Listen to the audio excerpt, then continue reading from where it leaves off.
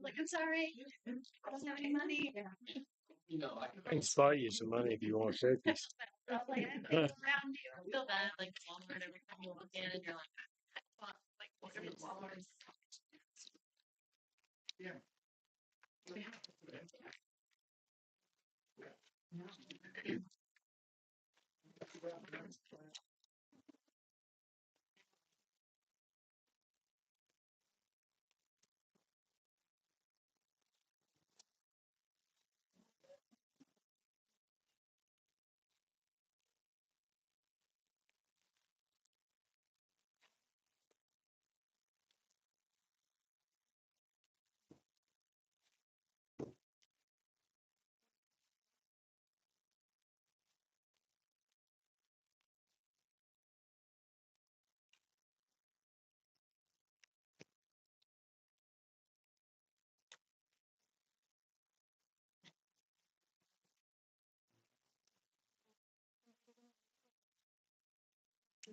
Session to order? I have, yes, I think it's 5 o'clock.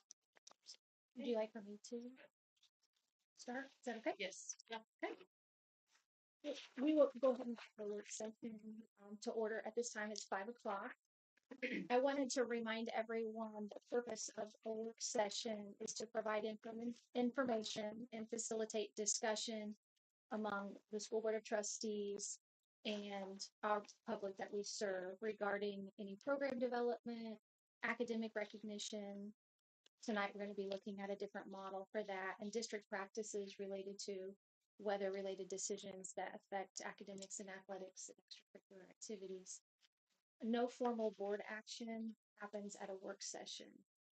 So our first item for discussion tonight is the community soccer program. This is an informational presentation.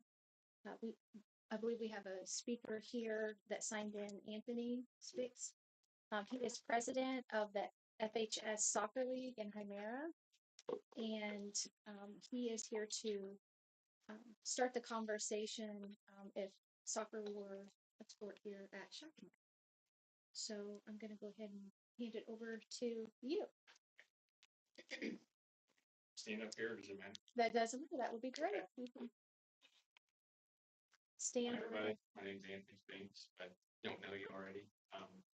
I'm just here to, on behalf of the kids.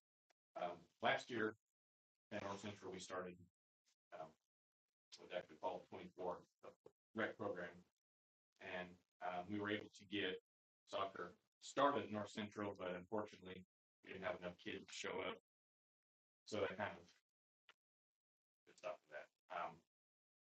The Shack Mac things seem to be a lot different.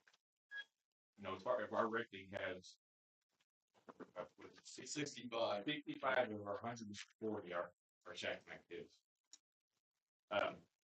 So across the board, we started a middle school and a high school team. And for the high school, out of our 15 kids that we have so far, I think 9 or 10 of them are from Shack Mac. So, I mean, the showing up and consistency and maintaining from young kids to the older kids has been awesome. From experience, my kids played baseball when they were little. My oldest, and he was not really the best of the best. He was kind of stuck in the outfield. So he got older, and I'm like, you know what? Let's try something else. So he got into soccer. He loved it. He aged out. He kind of had plans on playing at North Central, but unfortunately, that didn't pan out. I feel like you guys, there's a lot of kids maybe in that same boat because I know y'all are big baseball. Maybe not every sport's for every kid. I understand, but maybe the kids that don't play baseball or basketball can get involved in soccer because you're always in soccer. You're always doing something. Everybody has a certain role they have to play. I know some of the other schools around Bloomfield, Eastern Green, North Knox. I went and getting a program started, and we played against all of them in the middle school last year. And the competition was really, I mean, you don't expect to win right off the bat, but the competition was really, I was impressed. I mean, and you can tell those kids want to be there. You know, and I know with the school, it's a lot more things you have to do as far as watching kid grades and making sure they're not getting in trouble. And we try to do that, but you know, with Brett, you can only go so far with it. Um, any questions you guys have for me? I It's have just a intro to it. I don't know anything about soccer. I don't know what season it's played in, and I don't know how many kids it takes to field a team. It is it's a fall sport. So my thinking was if it were to become a sport here, our travel team would start this summer. You know, we would get the kids together and the ones that aren't already familiar with each other. An organized school roster, you generally carry 16 to 20 kids. And I know with high school it's different because you got to have enough girls for a team and boys for a team. Whereas right now we're a rec program, so we're co-ed. Um, Are the soccer leagues around, like Linton, North Knox, Eastern, Eastern- WRB? Are they Eastern is- boys, girls, or Eastern co-ed? WRB, they in the past they have been. yeah, That's good. I think Eastern. I talked to Buster the other day, and he said that they didn't have any girls last year, so it was strictly boys. But I mean, in the past they have been co-ed. and the co-ed is a lot for the introductory schools that get started, and of course anything you got to get kids interested and jumping on board with friends. And you know that's another big thing is involvement. You know, kids that play soccer obviously aren't sitting at home watching TV all day. And, I mean that's my number one priority. If we keep one kid from going out and getting in trouble because they're playing soccer, then we've done our job. What kind of equipment is required for like a high school team? So with a cost estimate, you get kind of tricky because it just depends on what kind of equipment you buy. But your thing is going to be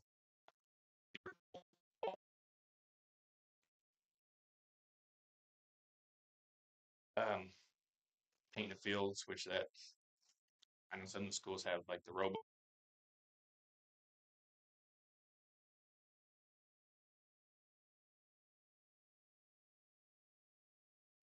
You know, baseball.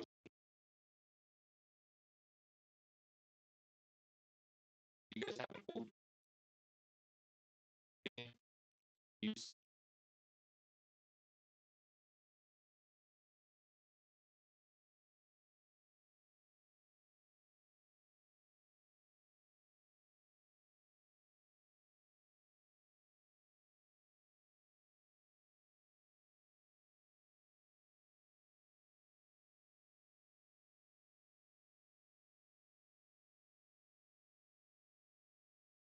All that's, I'm not sure that cuts would cut in. So we'd have to measure out and just to see there. Bloomfield, their soccer field's in their track too. So And after talking to some of the ADs, they always said that you have your playing field, and then you have at least one or two other fields to practice on. Because I mean, if you're practicing on that main field every day, I mean, it just tears it up, tears it up, Mhm. tears it up. So I mean, a bunch of reseeding each year, blah blah blah. right. They did recommend 2, possibly 3 total fields. I mean, you could even do like a game field and you can shorten it for practice on. In the fields, just mowing the grass. I mean, I think it's a little bit more than that, you know.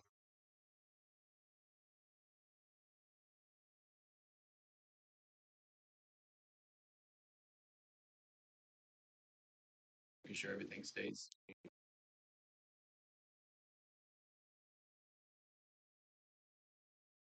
Couldn't tell you what it's called or it's like the soft.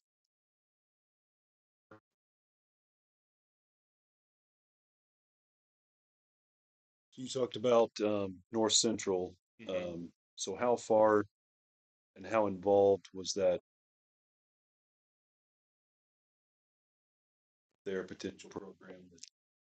It got all the way to they had a few practices and kids didn't show up. So did you and you presented that to them? Is that right? Yes, to Mr. Hitt, the superintendent. And did you have like as far as financial? Did you provide them with that? With financial?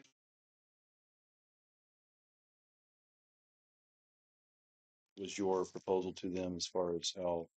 So initially it was just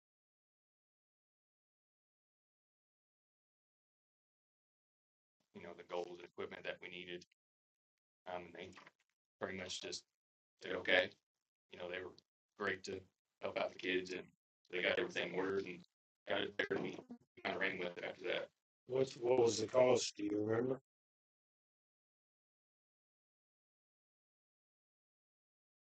Which that can vary, depending on what kind of equipment you want, how nice you want your goals to be.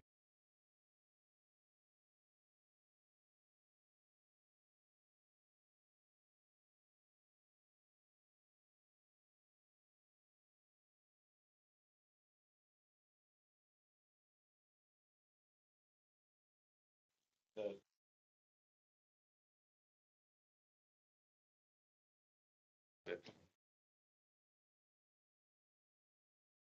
But, I mean, I'm willing to. I think it, Bill, correct me, is there like a kind of like a probation period, right? I mean, where you kind of gotta I'm get in. not sure on start. I mean, actually the IHSA called me today and asked me if we were having girls soccer in the fall. I don't know if they just. I don't know. The weirdest. I mean, out of nowhere. I mean, I told them no. Used to be you went through your JV, moved into the varsity. With their emerging sports now, the way they do it, I'm not sure. I've been out of it 4 years. Not sure exactly how that works, but I was involved in athletics. They usually you do JV for 2 years and then move into the varsity sport. But I mean, I was talking to Samuel and with WRV and everything. I don't know if JV soccer is a thing right now. Yeah, I I mean, I don't know as- if anybody as- around here as- has all just varsity. Around here, that's the case too. It's just a matter of check. You said the numbers you get. Mm-hmm. Break down how mostly boys. Is that split boys, girls? Numbers on. Yeah, I would say it's pretty close, maybe a little bit more on boys, but I'd say it's relatively pretty close. Is that the 10 out of 15 or the 65 out of 1? Let's see, for the 10 to 15,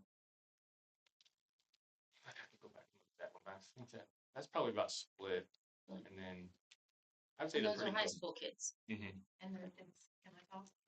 And their kids that go there, I mean, when we say Shakopee kids, just because they're in our district, I mean, they go here. Go here. Or do go here. Mhm. So it's, I guess.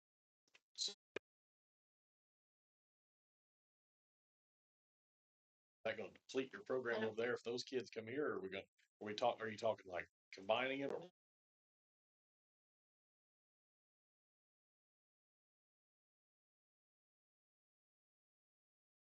We're gonna bring that league here. Gotcha. Or we gotta start Shackmack League. Bring those kids over here. I think that's good. Yeah, That's a tough question because you hate to take away from anybody's right, yeah, program. I mean, I hate to deplete yours if we Yeah. start at the rec level. Right. If we move all those kids over here and then our mayor doesn't even hardly have enough for a program, so I don't know. I guess I'm not sure how to navigate that as Where far do as. you play at now? Time there in elementary school. When you talk to North Central, where were they going to play at? Were they going to stay in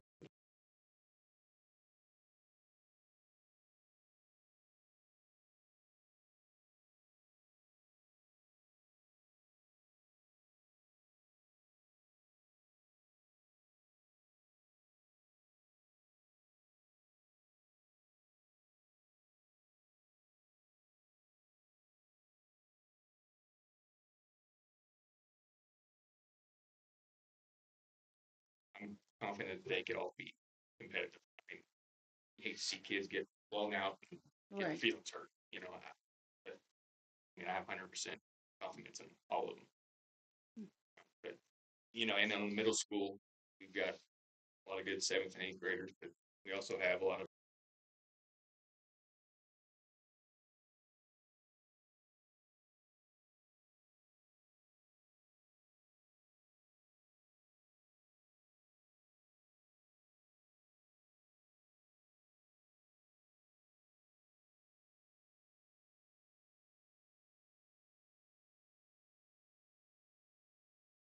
that keeps their interest. I think probably a lot of you guys' track kids might possibly cross over that because they're already running anyway. Is that not? But would it take away from? I think that's just the big thing here, you know, right now for our on the girls side, I think we have volleyball, we have cross country, and we just started girls golf. So we already have 3 girls sports in the fall. I mean, we only have 1 boys sport, which is cross country, which that's just my big, I don't wanna pull anybody from other things, but I mean, you know, if it does bring out another 30 athletes, you know, then I'd be all for it. I just don't know, I'd have to see the numbers, I'd have to, you know, see what interest we have at the 7th and 8th grade level and even varsity level right now. That's Maybe just these- my biggest concern. I mean, I'm sure he has a list of these 10 kids' names. Yeah, Like, I- see, and even if you could give me those, and then even in your the young one, you know, 4th, 5th, 6th grade.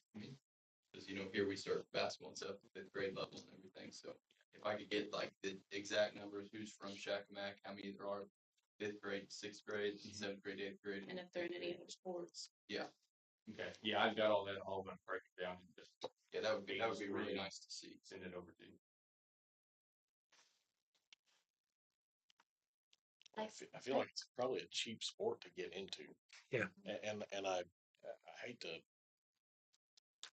deprive a kid that wants to go that, we just don't have the ability, you know, I mean, a lot of total number period, but, especially on the girls' side, we don't wanna pull them from their play that, I mean, who are we to hold them back from having that opportunity, so.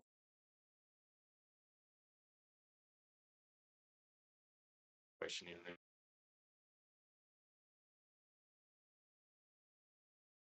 That's right.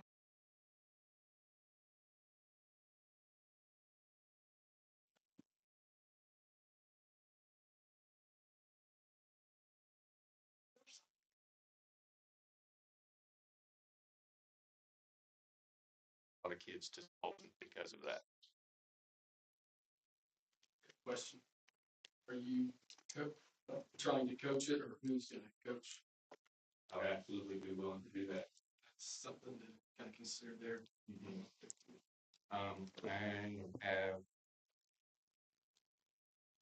7 years. I can tell you how many games. Probably coached 120, 130 games. All at the rec league level.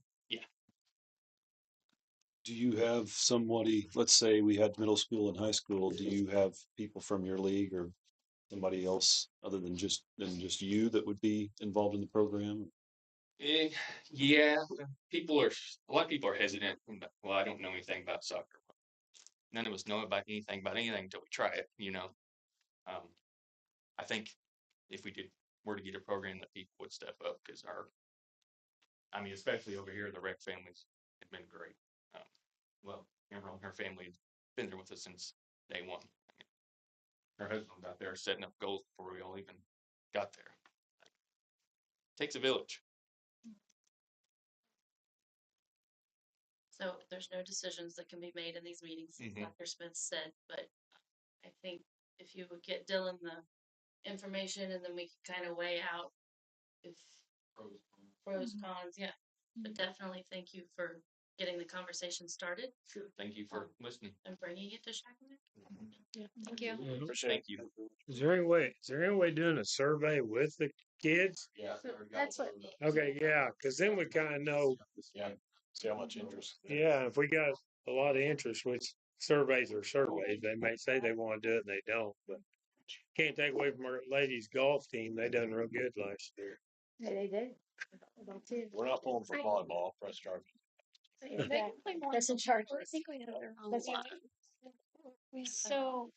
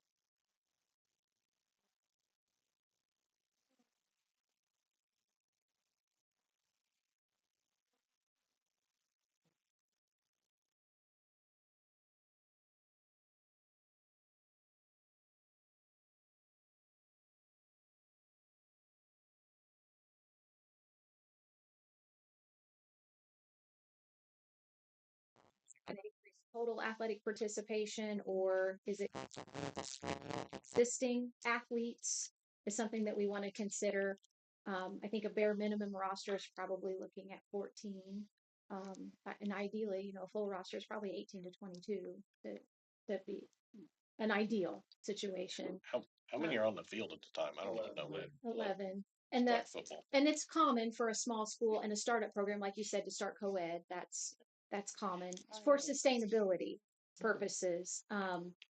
We will have to look at in terms of facilities if we have regulation size field out here or not. We have to consider anchored goals. And we do often have to consider maintenance as far as lining the fields, painting the fields. We don't have a robot to do that. So there is cost there. The game day, supervision duties that we would have that would pull people in as well. So one of the things I wonder about, and something that we'll be able to provide to the board, I would like to have a startup, and I think that would be great if you could help with that.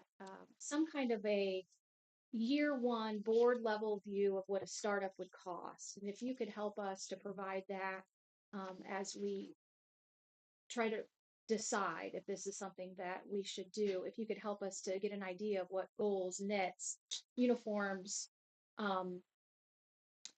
officials, the cost of officials is a bit of a concern. I think I'd heard 200.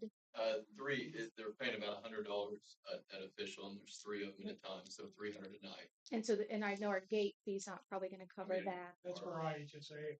Yes, I just say official, Yeah. yeah. And our outdoor sports usually just don't do as well That. with gates. So we would have to think financially how we make it sustainable, and field maintenance. So, and you're right, soccer is usually a mid-range cost, kind of program. It's certainly not as expensive as football, but it's still it's enough of a cost that it dedicates a line item to, be considered. One of the questions I have would be our conference and our IHSAA alignment. What would the conference be or look like? And See, we would be the 4th one. Well, when I talked to Aaron, he said that would be nice if we could finally have a SWAG. We don't have a conference, no one makes all SWAG or anything like that just because we don't have it. So I guess Okay. 4 would be the magic number to do that. Okay, You say Linton is starting up?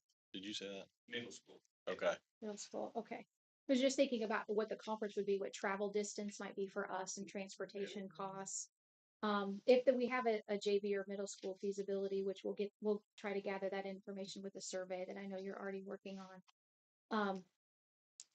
And for Title IX considerations, we would have to offer it, and we would need to offer it to both boys and girls. And I understand and I know we've invited and asked some of our fall sports to be here as well, because you may be thinking, will my volleyball numbers drop? Will my cross country numbers drop? Or is this another support? Is this a program that we can support and that it is viable and it will be an opportunity? One of the things I'll present later is my strategic plan. The third area is expanding opportunities. This fits right in line with, we want to expand opportunities whenever we can. So it's a legitimate ask that you're bringing to us, and I appreciate you bringing this up for us to think about carefully.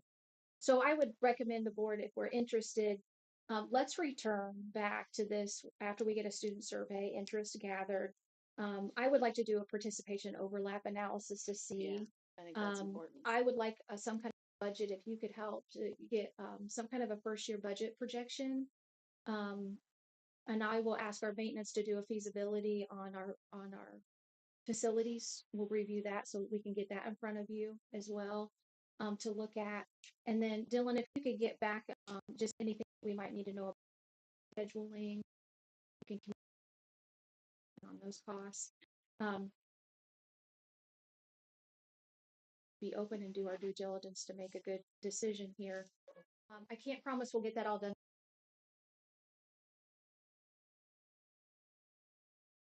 Timeline.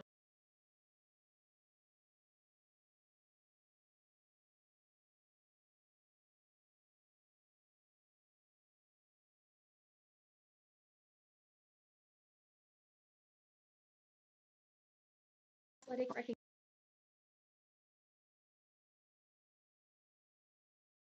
I've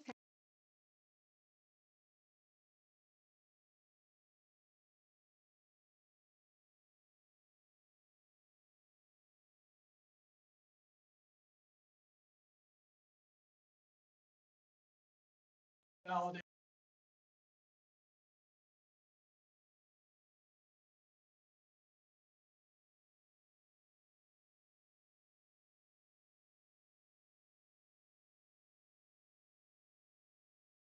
Results of that on starting.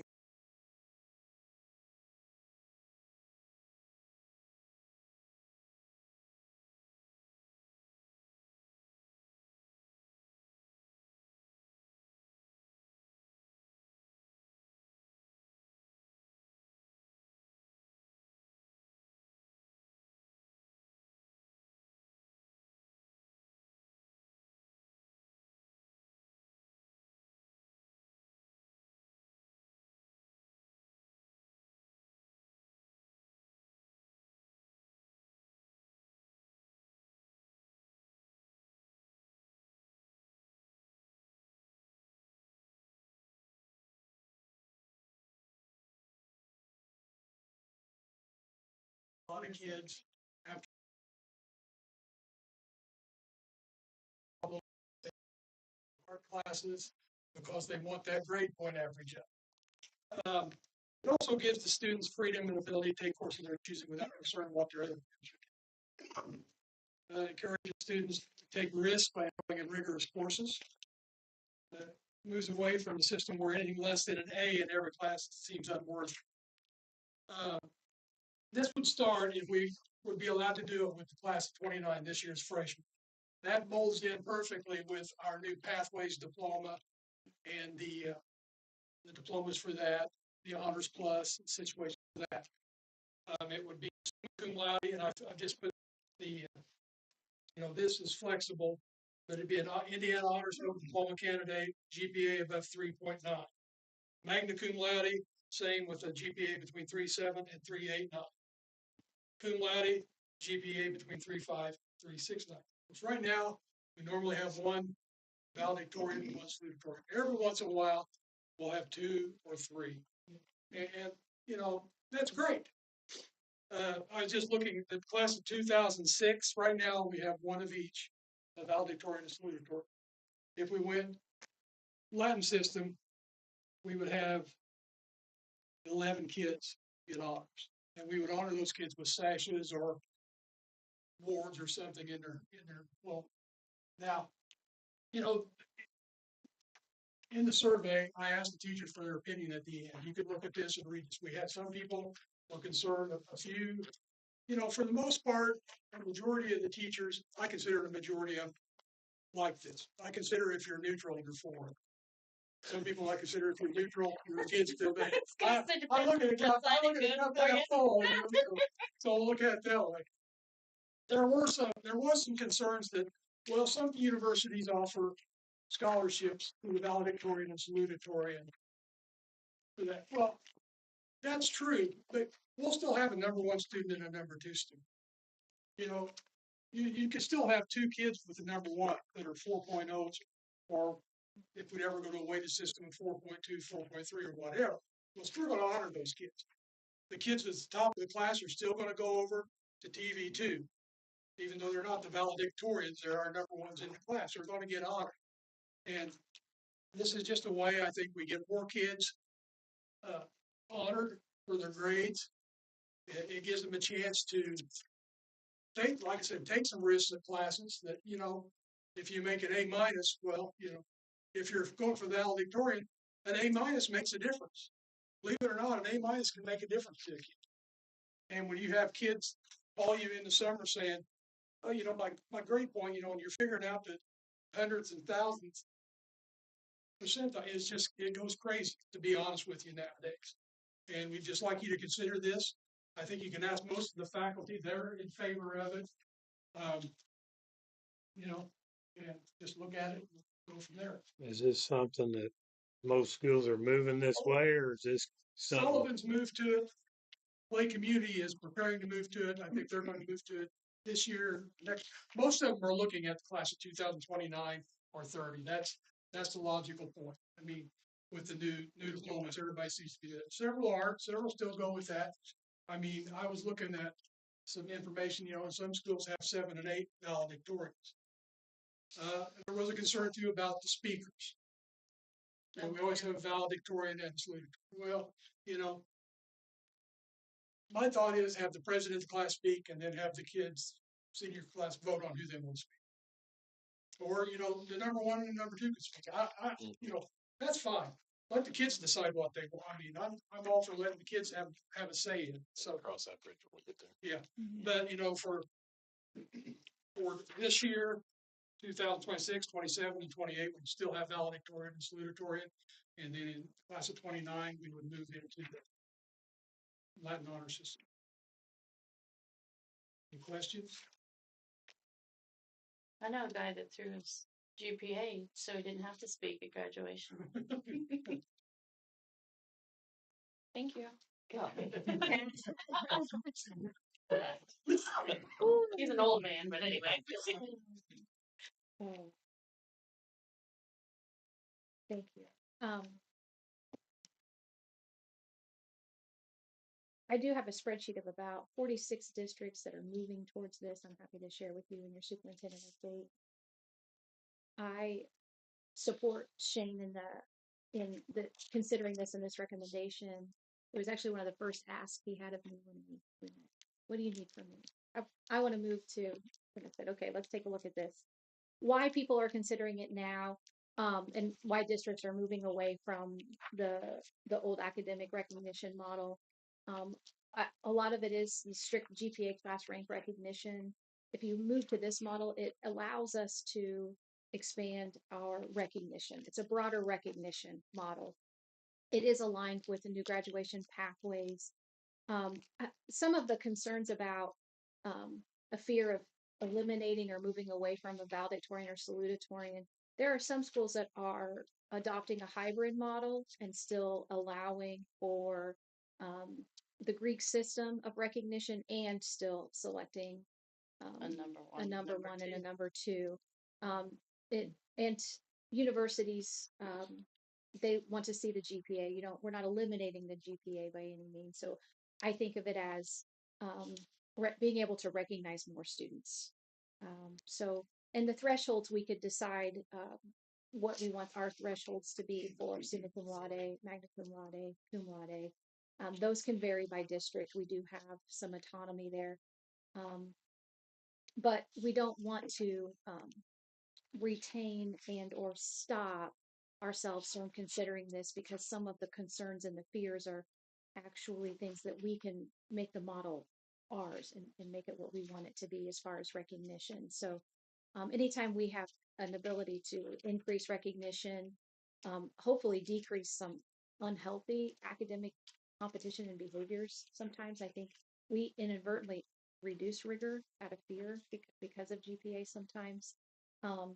Most colleges no longer require a class rank. They will require a GPA, but not necessarily a class rank. Yes, some scholarship formulas still require that work, and we still offer that information on their transcript. It's not being eliminated. Moving to the system doesn't eliminate that data from their transcript. So those are things that we can consider as we move on. From a internal standpoint, we can present maybe a few models with more information on what we would suggest our model look like for us here at Shakamak. Again, it's not about lowering standards. I hope it's broadening the recognition and the opportunity. So I want us to be prepared for, we're not watering things down. This isn't, my child worked for valedictorian, you're taking that away from them. That's not it at all. That's not what we're doing. So rigor remains, GPA thresholds still remain, expectations are still high. Those things have not changed. Thank you. Any questions that you have about that system or the impact that decision might have? I think a lot of that concern will be taken out, because I like your suggestion, start it with the freshmen. So then, the kids that's already in the system now, the way it's been, is not going to be affected. So I think that would answer any concerns about people are thinking, well, that's what I plan to do. So To go along with what Dave said, when would the adoption of this system need to take place? To, We have total autonomy over that time.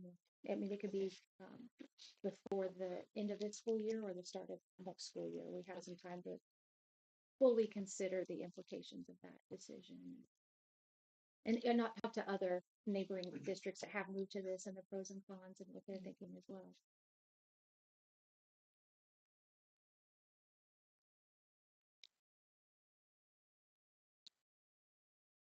Anything else?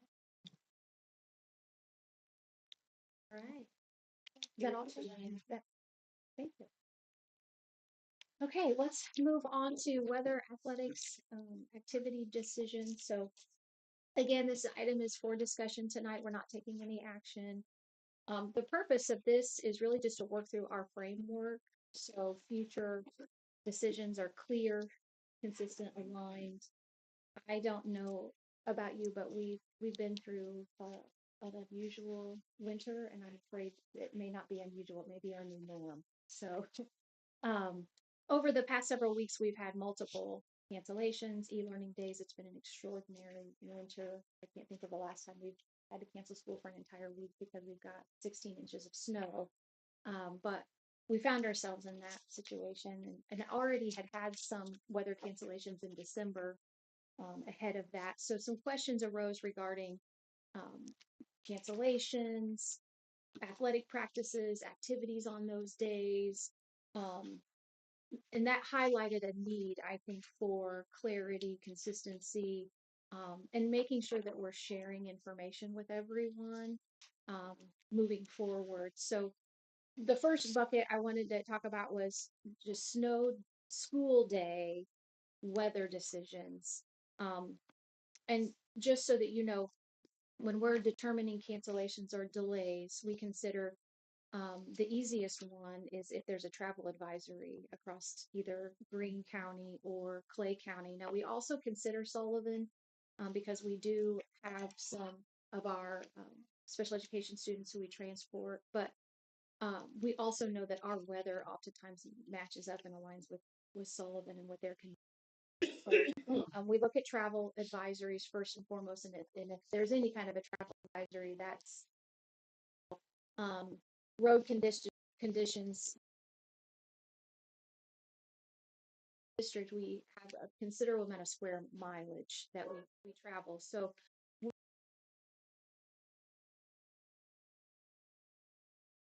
or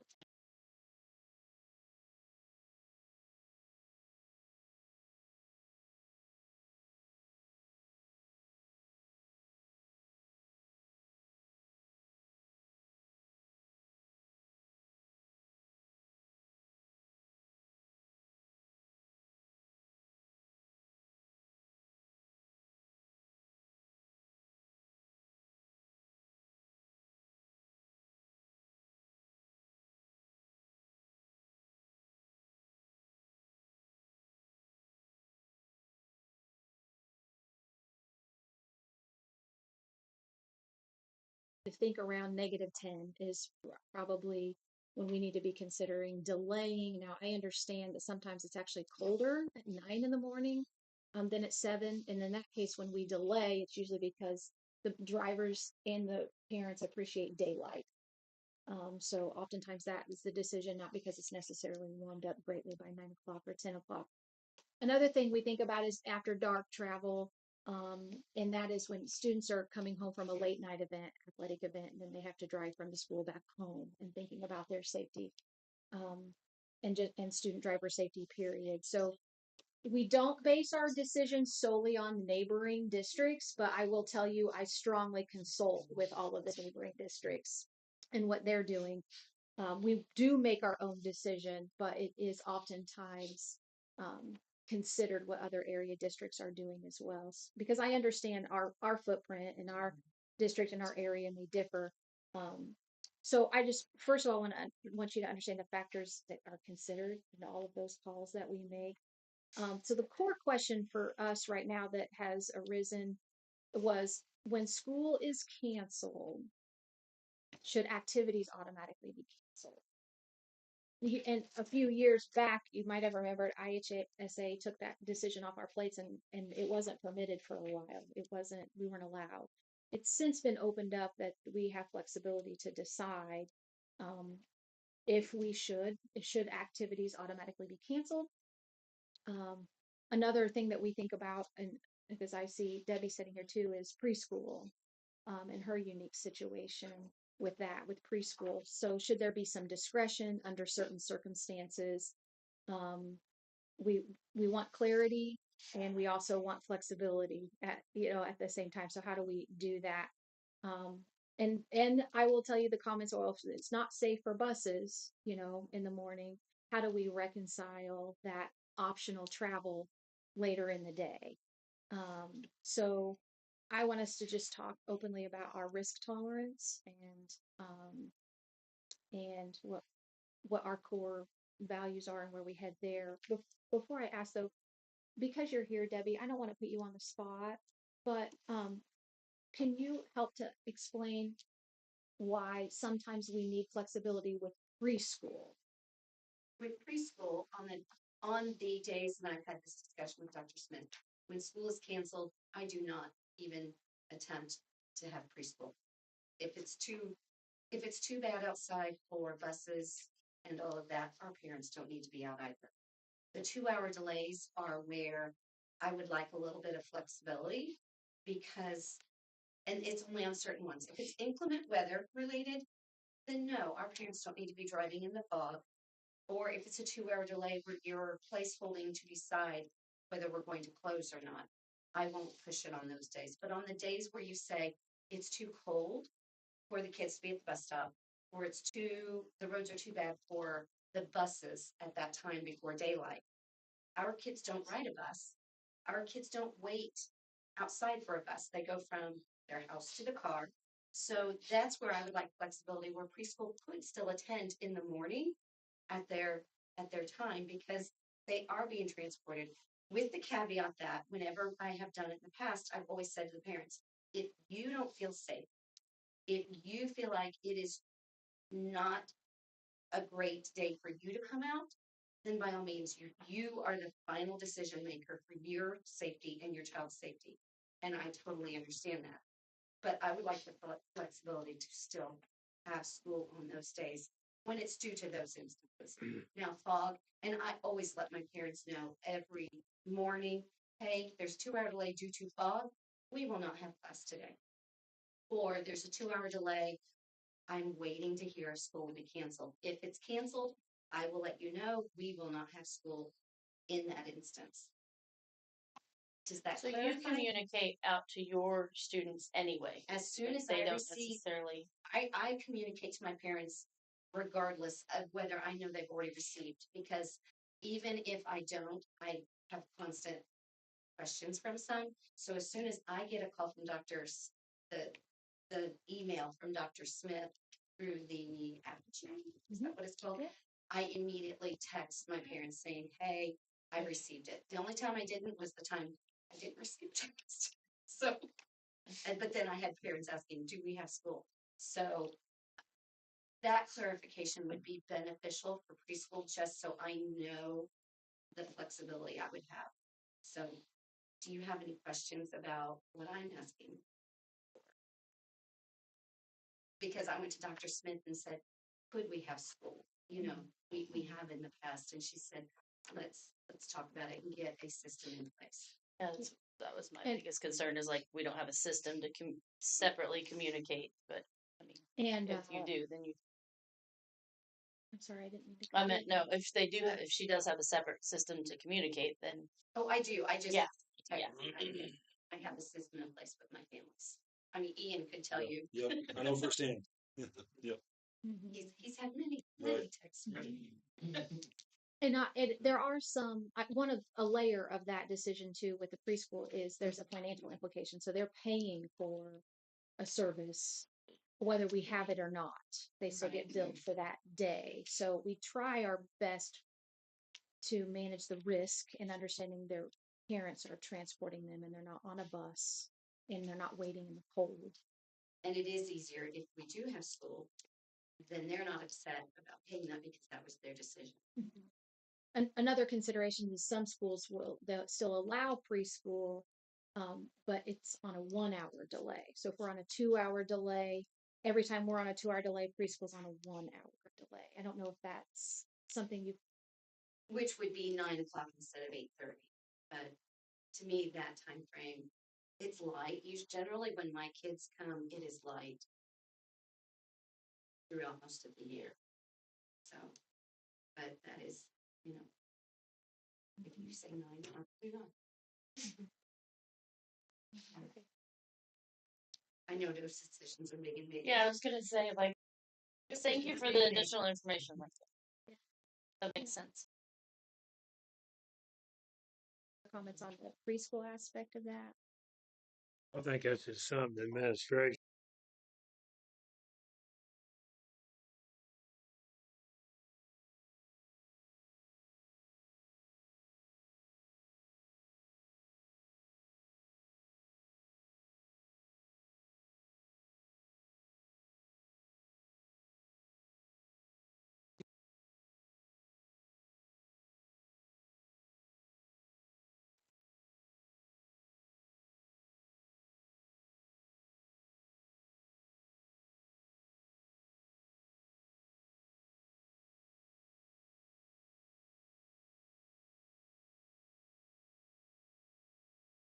Day.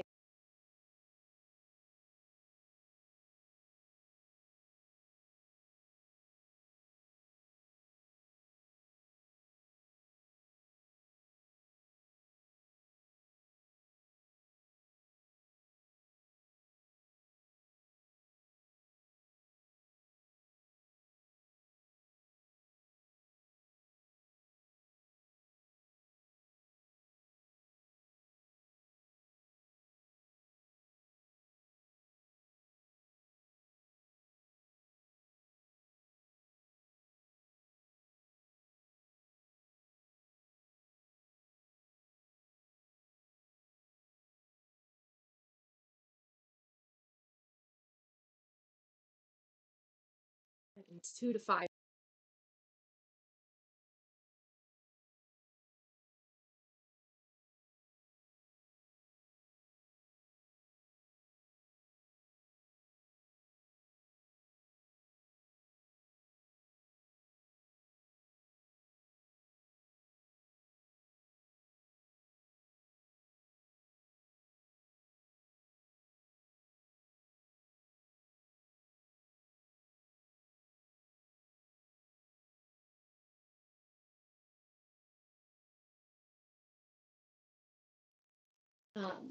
That was the framework that I used to make that decision.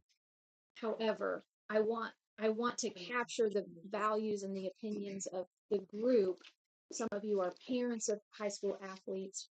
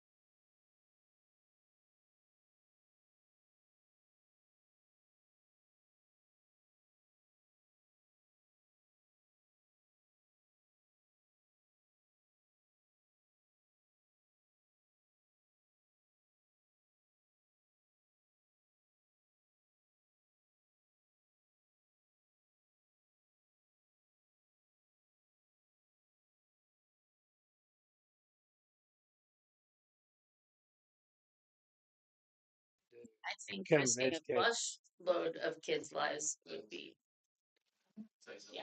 We're looking at 500 kids compared to getting 18 kids, to and from now.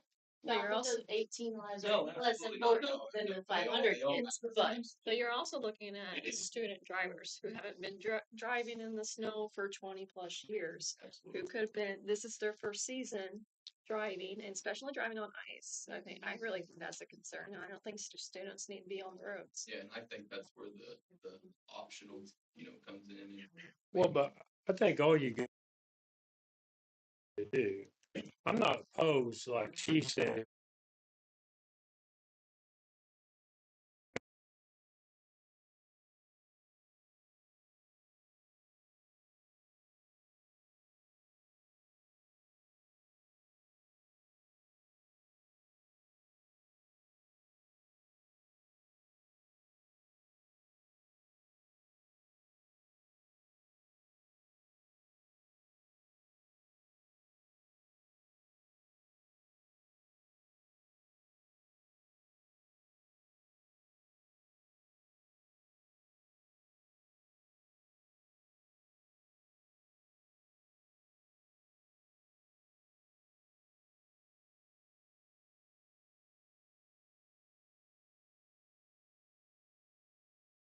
well, we really need to practice, and you look at the weather conditions and it's okay. But I don't know you can really make a policy on that because every situation is going to be different.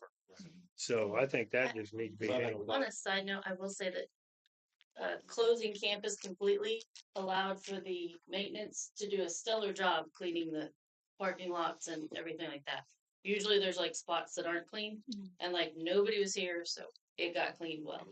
So that was a positive. But sorry, I didn't mean to interrupt her. No, I guess part of probably what I'm gonna say is just echoing Dave is that, I mean, we gotta err on the side of if school's closed, if campus is closed, then activities, but we can case by case as we go along. And I guess I'm thinking about it as a, Jody's same way as a young driver. I mean, she's got kids that are driving for the first time or, in their first few years. I mean, we live out on the county road. I mean, most of that stretch I didn't want her, out on those, so it's going to have to be, I mean, I would err on, I don't think it's a black and white. I think like Dave said, it's not black and white. We can't make a solid policy, but we err on campus, schools out, campuses closed, no activities. If conditions improve, then we can possibly, play into that. And I think maybe what Dylan said, there can't be any repercussions if we say we're going to have an optional practice, but Johnny lives out in the sticks and I can't. really don't believe optional practices are optional. Yeah. Policy. Come on, we know. School during the day and day after would have a practice. It's optional. No matter what, it's optional. Whether the kid shows up. It's Right. And, our policy is if they have practice, like you said, there'd be open before dark. And the coaches are supposed to have the kids text that they've got That they've home got- safe. yeah. Or, that's up to the kids, whether they're at Right. their house or somewhere else saying I'm home. Right. But, Yeah. having been in the situation where we postponed the game from a Friday to a Saturday because of weather, and then had the game, and then had ice come in, and had a kid him and his brother have a serious accident. After that, you definitely want to err on the side of caution. Mhm. It's not worth it. Yeah. It's just not worth it. Rob, did you have something? Yeah, I got some stuff to say about this a little bit. So as far as the education part of it, school being closed, get that. But what exactly is school being closed? Because they're still doing school. So we'll say no school, but yet we're e-learning. Now, as far as risking kids' lives and that aspect of it, I can confidently say when I'm the one who got antsy, wanting to have an optional practice on Wednesday, truly optional. I've got 3 girls who can drive. Spoke to all 3 parents. Hey, if you don't feel safe with your child on the road, stay home. But the gym will be open from this set of time. Same with my kids that can't drive.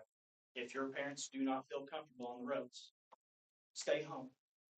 Like, your safety does matter. So this isn't just us coaches being hard-headed. Hey, you're going to be here, otherwise, good luck to you. Like, it's not the case. When I was in school, I had an AD who would pick me up from my house on days school was closed and bring me here. Just for the sake of ball was my getaway. Now, for some of these kids, that's their getaway. Some of these kids, their home lives aren't great. And sports is an opportunity for them to get away, separate, and have that basically clear their head and enjoy themselves for a while. So I'm not going to sit here and say how I handled it was picture perfect by no means. But one thing we've never taken for granted is our kids' safety. So I think it's easy to look at it that way. Oh, they just care about winning. Not even close to the case. But my issue was, we say campus is closed. Well, who's it close to? Because there's still administrators here. So is it closed for everybody? Is it just coaches and kids? I think that's a little bit of a gray area that I have a hard time understanding. And that's something that could probably be addressed in a policy, like when we say campus is closed, what is it closed to? Yeah. That could be Well, clarified. but I think as a coach, I think all you coaches care about your kids, or you wouldn't be taking your time to do it. But I think them decisions need to be made by administration.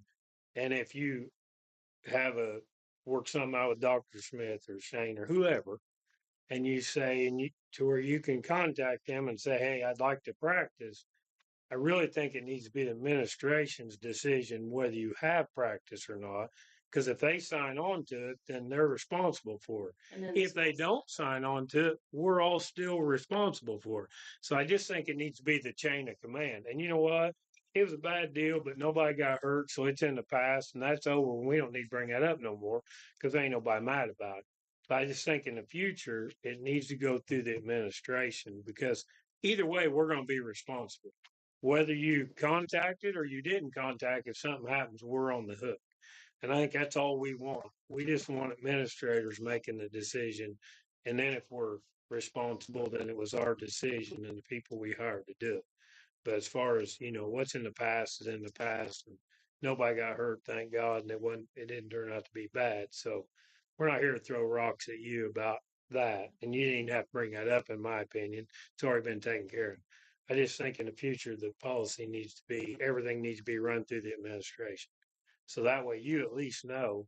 And if you say, okay, we can do this, and something bad happens, it ain't the coach that made the decision. So that's what you should want too, which takes the responsibility off of you. So I think that's what I feel like needs to happen in the future. So, but what's in the past, don't worry about that. Sorry to echo Dave. I will say, like, you 100% chinned up and owned that. And this wasn't about you, but the situation did lend to, like, we need to address this so it's clear in the future.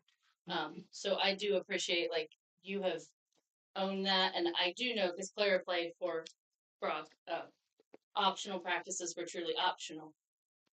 My boys, on the other hand, said, hey, we have optional practice. I was like, Aiden, you're not driving. It's not really optional, Mom. So, like, there's just different. So the definition of what it's close to and clear communication. But thank you for really owning your situation. Okay, so tonight, my ask, I like that question. So what's your ask? My ask tonight in this topic and the last topic of the work session tonight is just about me revisiting some events, weather related events, and then strengthening our protocol and our framework for decision making. I agree with you. It doesn't need to be a policy, but we need to have administrative guidelines, protocol, framework for making those decisions so that it's clear to everyone. It's some kind of a decision tree. So my goal is to work on that and bring back a draft to you to consider for administrative guidelines and how we can approach those decisions with just consistency and clarity moving forward. And definitions of what close. Yes. Mm-hmm. Yes. And definitions of closed campus. When we say closed and essential staff only, who exactly is essential staff and what that means. So thank you for attending. I'm going to go ahead and adjourn the work session. And we're going to get ready to roll into the regular board meeting, 6:00. Coaches, thank you for taking you all. time out of Thank your you, guys. schedule to come out. Thank you. Thank you. Thank you. Hey, Ally, we don't want to take anything away from them girls' golf. Appreciate Good it. job. We're definitely gonna keep it on the radar. Thank you. Thank you very much. Appreciate you, Thank buddy. you, sir. Yeah, get the numbers together so we can have a. Will do. ASAP. Thank you. Nice to meet you. Thanks for listening. Yes.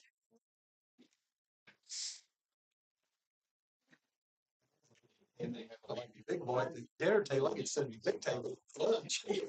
Don't get excited. I'm trying to be nice and I'm keeping up with it.